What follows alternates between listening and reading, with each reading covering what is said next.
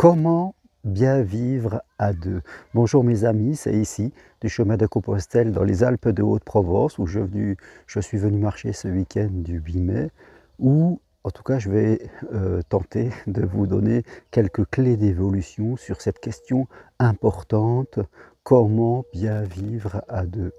Je crois que la première des réponses va être très simple, c'est que pour avoir une bonne relation à deux, il faut commencer par avoir une bonne relation avec soi-même. Je crois que, on ne peut pas justement, avoir une relation de couple harmonieuse si, on n'a pas avec soi une stabilité, une relation, calme, apaisée, et surtout si, en allant dans la vie sentimentale, on évite d'aller dans les comportements problématiques. Et les 3 comportements problématiques que je vois le plus souvent, eh bien, ce sont les personnes trop gentilles qui vont s'occuper de l'autre, de façon excessive. Elles vont s'oublier, elles vont être centrées sur l'autre par peur d'être quittées, et bien sûr, ce qu'il va arriver, c'est que la relation s'arrête. Puis vous avez les personnes méfiantes, contrôlantes, qui elles, à contrario des premières qui donnent trop, elles vont donner un tout petit peu et vont avancer de la relation sentimentale en fonction du contrôle qu'elles auront sur l'autre, sur ce qu'elles reçoivent. Et bien sûr, là aussi, on ne peut pas vivre une vie sentimentale harmonieuse quand on ne se fait pas confiance à soi-même, et quand on ne fait pas confiance à la vie, c'est quasiment impossible. Et le troisième comportement que je vois régulièrement, eh bien, ce sont les personnes plutôt effacées, qui manquent de personnalité, qui, elles, n'arrivent quasiment pas à avoir de rencontres, car elles n'existaient pas.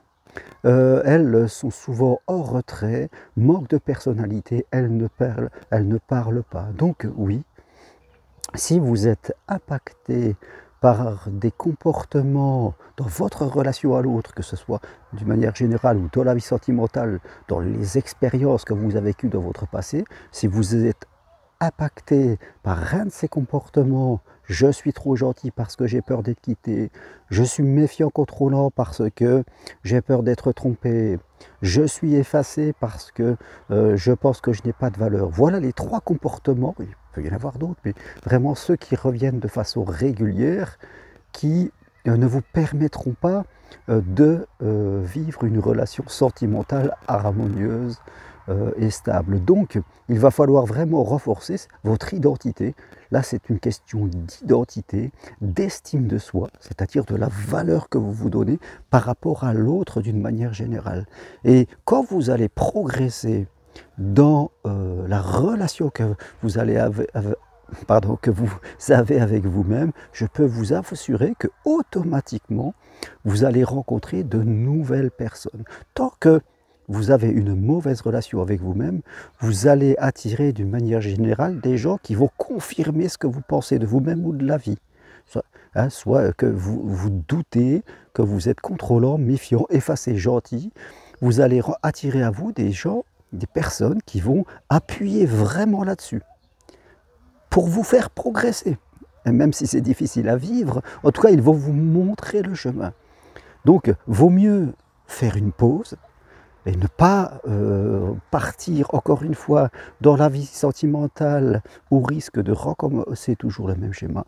Vaut mieux faire une pause, progresser sur vous, dans la relation avec vous-même, mieux vous comprendre, mieux communiquer, renforcer votre idée dans vos capacités, dans qui vous êtes, travailler sur ce que vous voulez aussi en amour, ça c'est très important, savoir mieux vous positionner avec les autres. Et là, une fois que vous serez mieux avec vous-même, là vous pourrez commencer à vivre une relation harmonieuse avec quelqu'un d'autre. C'est très important. Vous pouvez regarder autour de vous tous les couples qui vivent l'amour authentique, qui durent longtemps.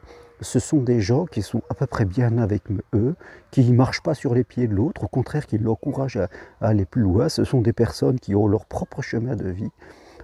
Ils ne fusionnent pas dans un couple, ils n'attendent pas de l'amour, que l'amour donne un sens à leur vie. Ils ont une identité, ils se sentent bien, donc c'est ce qui les rend attirants, c'est ce qui le fait qu'avec l'autre, ils vivent une relation stable et durable et harmonieuse, et ils sont heureux ensemble. Donc, faites le point où vous en êtes.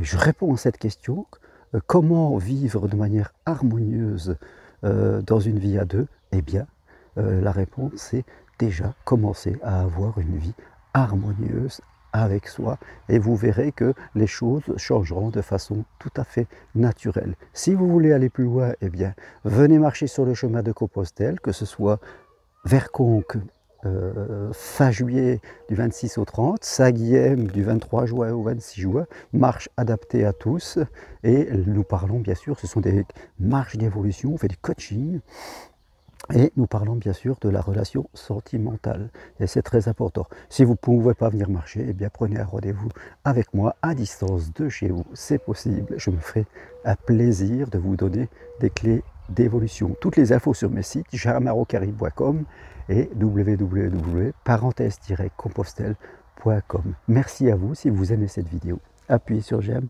Au revoir.